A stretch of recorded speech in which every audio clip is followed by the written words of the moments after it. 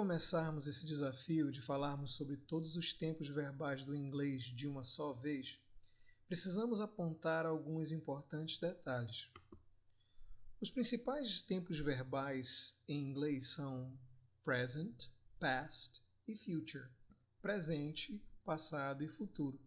Todos os outros que virmos aqui serão derivados desses três. As estruturas continuous, ou seja, contínuas, que também podem ser chamadas de progressive, progressivas, terão sempre a terminação ing no verbo. Todas as vezes que vocês virem a palavra continuous ou progressive, vocês saberão que o verbo, um dos verbos pelo menos, terão a terminação ing e também terá o sentido de continuidade. Vejamos uns exemplos. Nós temos o verbo go, que ficará going, play, playing, work, que fica working.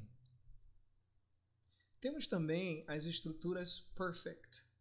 Todas as vezes que vocês virem a palavra perfect, vocês saberão que a frase na sua composição terá ou have, se for presente, ou had, se for passado, mais o past participle. Se você não sabe o que é past participle ou não lembra, vejamos aqui alguns exemplos. Nós temos, toda vez que nós estamos aprendendo o past participle, a gente normalmente aprende em relação ao tempo presente e passado, em comparação ao presente e ao passado. Por exemplo, aqui o verbo ir, go, o passado é went e o particípio é gone. Né? Então ir, né? Foi e ido. O verbo see, que é o verbo ver, o passado é saw, viu, e o particípio é seen, que é visto. Então nós vamos utilizar todas as vezes que tivermos uma estrutura perfect, nós teremos o have ou had e um past participle. Continuando. Antes de começarmos a ver os tempos verbais efetivamente, é importante saber qual é o nosso objetivo aqui. A intenção não é que você decore a, entre aspas, fórmula de cada tempo verbal. Vale a pena sim conhecer a estrutura dos tempos verbais, mas o mais importante é saber o sentido de cada um dos tempos verbais. É isso que pode fazer com que você entenda um texto, por mais complexo que ele pareça. Então vamos começar. Temos aqui o nosso primeiro verbo, vou colocar numa letra maior, simple present, que é formado pelo sujeito mais um verbo principal. Ele passa a ideia de hábito, rotina ou fato. Vejamos dois exemplos. I study every day. Eu estudo todos os dias. Hábito, rotina. Banks open at 9. Os bancos abrem às 9. Muita discussão se isso é um fato ou é uma rotina. O importante é que os dois, sendo rotina ou fato, são no presente simples. Vamos continuar. Nosso segundo tempo verbal é o present continuous, que pode ser também chamado de present progressive. Ele é formado pelo sujeito mais o verb to be, mais um verbo no ing. Lembrando que todas as estruturas continuous têm um verbo com terminação em ing. Então, o present continuous dá a ideia de algo que está acontecendo agora ou vai acontecer no futuro próximo. Vejamos exemplos de cada um deles. I am working now. Você observa que eu tenho um advérbio de tempo aqui indicando o que está acontecendo agora. Eu estou trabalhando agora, o que está acontecendo nesse instante. E I am leaving at 6, que quer dizer que eu estou saindo às 6, mas eu estou saindo no sentido de que eu vou sair num futuro próximo. Continuando. Nosso próximo tempo verbal é o present perfect tense. Temos a nossa primeira estrutura perfeita, formada por have ou has. Has se estiver na terceira pessoa do singular. He, she, it. Eu digo he has, she has, it has. Mais o past participle, o particípio, um verbo no particípio passado. Qual é a ideia, então, do present perfect tense? Fala de algo que começou no passado e continua até o presente. teve início no passado, continua até o presente. Ou algo que aconteceu num tempo indefinido no passado. Vejamos os exemplos. I have worked hard since January. Eu tenho trabalhado arduamente, desde janeiro. Ok, ele começou a trabalhar em janeiro e continua trabalhando até agora. E she has been to Paris. She has been to Paris. Nem sempre eu posso traduzir como está de forma literal, né? She has been, ela tem estado em Paris. Na verdade, ela quer dizer que ela foi em Paris. Por que ela usou a estrutura present perfect? Porque ela não disse quando, o tempo está indefinido. Ela está falando de uma experiência que ela teve. Ela esteve em Paris, ela já foi em Paris. Continuando. Nosso próximo tempo verbal é o Present Perfect Continuous. Temos aqui uma estrutura que é perfeita e que é contínua. Observem a estrutura. Sujeito mais have ou has, mais been, que é o particípio do verbo to be, mais um verbo no ing. Perfeito, have e has, contínuo ing. O Present Perfect Tense indica, o Present Perfect Continuous Tense, né? Ele indica algo que começou no passado e ainda está acontecendo. Aí você me pergunta, mas o Present Perfect Tense não é a mesma coisa? A diferença é que aqui ele está enfatizando que ainda está em andamento. O exemplo, I have been working hard on this project.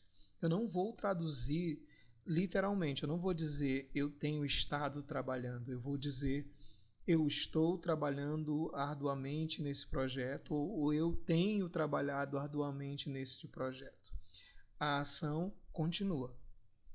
Continuando. Nosso próximo tempo é o Simple Past. Nós temos aqui um sujeito mais um verbo. Esse verbo, no passado, ele pode ser regular ou irregular. Quando nós usamos o Simple Past num texto ou numa frase, nós nos referimos a algo que já começou e terminou no passado, ou seja, não tem ligação nenhuma com o presente. Já acabou. Exemplos. I ate a lot last night. Observe que eu indiquei quando aconteceu. Eu comi muito ontem à noite, a noite passada, ou seja, já acabou. I traveled to Paris when I was a child. Eu viajei para Paris quando eu era criança, ou seja, isso foi uma experiência que eu tive, mas eu indiquei quando aconteceu, quando eu era criança. Continuando, vamos ao Past Continuous, que também pode ser chamado de Past Progressive, né, que é o sujeito, o verbo to be no passado, mais o verbo no ing. O Past Continuous fala de algo que estava em andamento no passado. Quando eu estou contando uma história e eu falo que uma coisa estava acontecendo, normalmente antes de outra acontecer. Por exemplo, I was watching a movie when you called me. Então, eu estava assistindo um filme quando você me ligou. Né? Essa segunda ação aconteceu quando a outra estava em andamento. Continuando. Temos aqui o Past Perfect Tense, mais uma estrutura perfeita. Sujeito, mais o had, porque é o perfeito no passado, mais um Past Participle que nós temos quando a estrutura é perfeita. Uma ação que ocorreu antes de outra no passado. Então, vejamos um exemplo. They had already left when I arrived. Temos aqui um tempo no passado e temos aqui a estrutura no Past Perfect Tense, que indica que essa primeira ação aconteceu antes da outra. Eles já tinham saído quando eu cheguei. Quando eu cheguei, a primeira ação já tinha acontecido. Eles já tinham ido embora. Continuando. Nosso próximo tempo verbal é o conditional. O conditional seria o nosso futuro do pretérito em português. Ele é formado pelo sujeito mais would mais o verbo. Ele passa a ideia de uma situação hipotética. Exemplo, I would travel if I could. Eu viajaria se eu pudesse. Quando eu uso would, ele dá a terminação ia para qualquer verbo. E ele sempre passa uma ideia de uma coisa que não está acontecendo, que não acontece. Eu gostaria que acontecesse. Outro exemplo. I would sleep more if I had time. Eu dormiria mais se eu tivesse tempo. Ou seja, eu não tenho tempo e eu não durmo mais. Continuando. Temos o nosso conditional perfect, que seria o nosso futuro do pretérito composto, formado pelo sujeito mais would have, porque ele é perfeito, would have, mais o past participle que tem nas estruturas perfeitas. É uma situação hipotética no passado, e é importante que vocês lembrem disso. Ele passa uma ideia de arrependimento. Um exemplo: I would have traveled if I hadn't spent all my money. Eu teria viajado se eu não tivesse gastado todo o meu dinheiro. Observa? Se eu não tivesse gastado todo o meu dinheiro, eu teria viajado. Isso mostra um arrependimento sobre uma ação que já não pode ser resolvida, porque está no passado. Temos aqui os tempos verbais do presente e do passado em inglês. Quando você estiver fazendo sua prova de inglês do vestibular ou de um concurso, se você se deparar com o uso frequente do presente simples, provavelmente o texto estará narrando a rotina de alguém. Se for do tempo passado, estará contando uma história. E se for do present perfect, sem a menção do tempo, estará falando sobre experiências. Vamos falar agora dos tempos no futuro. Nosso primeiro tempo verbal futuro é o simple future, que é formado pelo sujeito mais will, mais verbo principal. O simple future é utilizado para prever um evento futuro, expressar uma ação espontânea ou promessas. Exemplos: It will rain tomorrow. Choverá amanhã. E I will visit Paris one day. Eu visitarei Paris um dia. Essa última frase aqui nos indica uma característica interessante do simple future, interessante e importante. Ele passa sempre uma ideia de uma coisa que não é certeza.